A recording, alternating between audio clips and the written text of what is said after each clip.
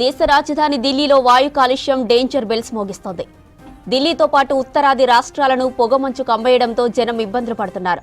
Central pollution board data ప్రకారం ఢిల్లీలోని అన్ని ప్రాంతాల్లో 350కి పైగా ఎయిర్ క్వాలిటీ ఇండెక్స్ నమోదవుతున్నాయి. వింటర్ సీజన్లో టెంపరేచర్లు భారీగా పడిపోయాయి.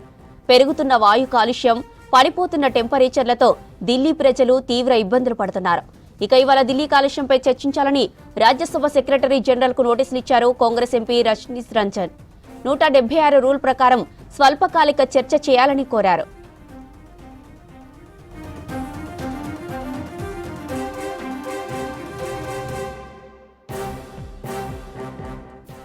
ఇక ఇప్పటికే యాప్ సర్కార్ ఆదేశాలతో స్కూల్స్, ఇంటర్ వరకు ఆన్లైన్లో క్లాసులు జరుగుతున్నాయి. సుప్రీంకోర్టు ఆదేశంతో గ్రేడ్ 4 ఆంక్షలు అమలు చేస్తోంది ఢిల్లీ సర్కార్. దీనిలో భాగంగా diesel BS4 diesel, BS3 petrol వాహనాలను NCR పరిధిలోకి అనుమతి లేదు. భవన నిర్మాణాలను నిలిపివేశారు.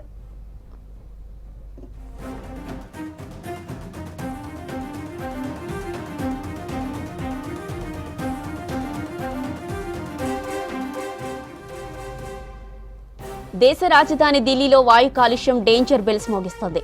ఢిల్లీతో పాటు ఉత్తరాది రాష్ట్రాలను పొగమంచు కమ్మేయడంతో జనం ఇబ్బందులు పడుతున్నారు.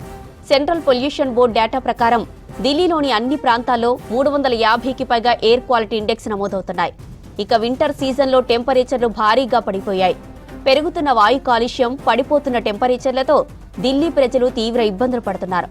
ఇక ఇవాళ ఢిల్లీ కాలుష్యంపై చర్చించాలని రాజ్యసభ సెక్రటరీ జనరల్ కు నోటీసులు ఇచ్చారు కాంగ్రెస్ ఎంపీ రజనీత్ రంజన్. 176 రూల్ ప్రకారం స్వల్పకాలిక చర్చ చేయాలని కోరారు. ఇక ఇప్పటికే యాప్ సర్కార్ ఆదేశాలతో స్కూల్స్, ఇంటర్ వరకు ఆన్లైన్లో క్లాసులు జరుగుతున్నాయి. సుప్రీంకోర్టు ఆదేశంతో గ్రేడ్ 4 ఆంక్షలు అమలు చేస్తోంది ఢిల్లీ సర్కార్. దీనిలో భాగంగా diesel, BS4 diesel, BS3 petrol వాహనాలను NCR పరిధిలోకి అనుమతి లేదు. భవన నిర్మాణాలను నిలిపివేశారు.